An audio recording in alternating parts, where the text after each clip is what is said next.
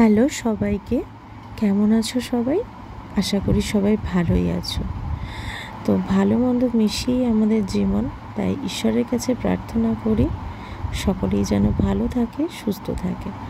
আজকের ভ্লগটা আমার বড় পিসির বাড়িকে নিয়ে। তো আমার বড় পিসির বাড়ি হলো গুপ্তিপাড়াতে, মানে হাওড়া কাটোয়া লোকালে যারা যাতায়াত করো তারা জানবে গুপ্তিপাড়া বলে একটা স্টেশন আছে। তো সেইখানেই আমার বড় পিসির বাড়ি। আমি চলে গিয়েছিলাম নবদ্বীপ থেকে ট্রেনে ওই 40 মিনিট মতন লাগে গুপ্তিপাড়া যেতে। তারপরে টোটো করে পিসির বাড়িতে আমরা পৌঁছে গিয়েছিলাম। তো ওই দিন ছিল আমার পিসির বাড়িতে কালী পুজো। প্রত্যেক বছর হয়ে থাকে, মানে কয়েক বছর, মানে বহু বছরের আমি সঠিক বলতে পারবো না, তাও কত বছরের, বহু বছরের পুজো। আর ওই পুজোটাকে ঘিরে প্রত্যেক আত্মীয় স্বজন পিসির বাড়িতে বছরের ওই জ্যৈষ্ঠ মাসের শেষ শনিবারে মানে সবাই আসে আর মিলিত হয় একসাথে, খুব আনন্দ মজা হয়ে থাকে। তো প্রথমেই আমরা গঙ্গা পুজো দিয়ে ওই পুজোর দিনটা স্টার্ট করে থাকি। তো গঙ্গার ঘাটে গিয়েই মেন এই পুজোটা হয়ে থাকে। তারপর গঙ্গার ঘাটের থেকে পুজো সমাপ্ত করে চলে যাওয়া হয় সোজা পালবাড়িতে। আর পালবাড়িটা গঙ্গার ঘাটের কাছাকাছি। তো সেখান থেকে মা কালীকে আর মা পদ্মা ঠাকুরকে নিয়ে আসা হয় বাড়িতে।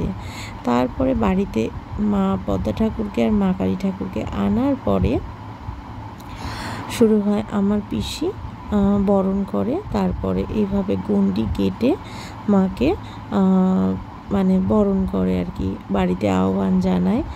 তো যাই হোক, এইভাবে সুন্দর করে মায়ের বরণ কমপ্লিট হওয়ার পরে মায়ের যে আসন, মানে যে মন্দিরে যেখানে মাকে স্থাপন করা হবে, বসানো হবে, সেই আসনটা আগে দুধ গঙ্গা জল দিয়ে ধোয়ানো হয়।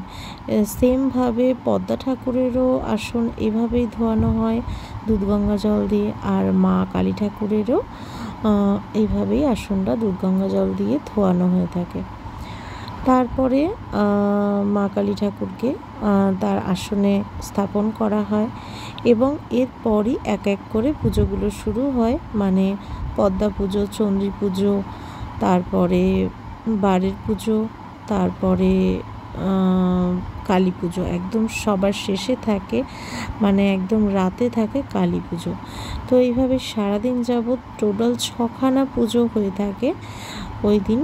তো 6টা পুজো যেহেতু হয় সেই জন্য ব্যাপারটা একটু ট্রাপ থাকে, কিন্তু ওই দিনটা যেহেতু জ্যৈষ্ঠ মাস থাকে, মানে জ্যৈষ্ঠ মাসে শেষ শনিবারে যেহেতু হয়, সেই সময়টাতে ভীষণ গরম থাকে। আর ভীষণ গরম থাকার কারণে প্রত্যেকেই যারা উপোস করে থাকে তাদের একটু কষ্ট হয় ঠিকই, কিন্তু মা না সন্ধেবেলায় ঠিক একটা বৃষ্টি নামিয়েই দেয় প্রত্যেক বছর। মোটামুটি একটু বৃষ্টি হয়ে ওয়েদারটা কিন্তু চেঞ্জ হয়ে যায়। যাই হোক, এইভাবে প্রত্যেক বছর আমিও উপোস করে থাকি। আর ওই দিনটা আসার আগে থেকেই মনে হয় যেন মা ঠিক মতন উপোসটা মানে যেন করতে পারি, তুমি এটা একটু দেখো, এভাবেই বলতে থাকি আমি, জানো তো, ছোটো থেকেই যাই। তো এইভাবেই পুজোটা হয় বেসিক্যালি। তাই ভাবলাম তোমাদের সাথে একটু শেয়ার করি কিভাবে আমার পিসি বাড়ির পুজোটা হয়। আর টাইম লাইনেও আমার থেকে যাক, কখনো না কখনো ওই ভিডিওটা যেন আমি দেখতে পারি। তো যাই হোক, তোমাদের সাথেও আমি সেই ভিডিওটাই শেয়ার করলাম।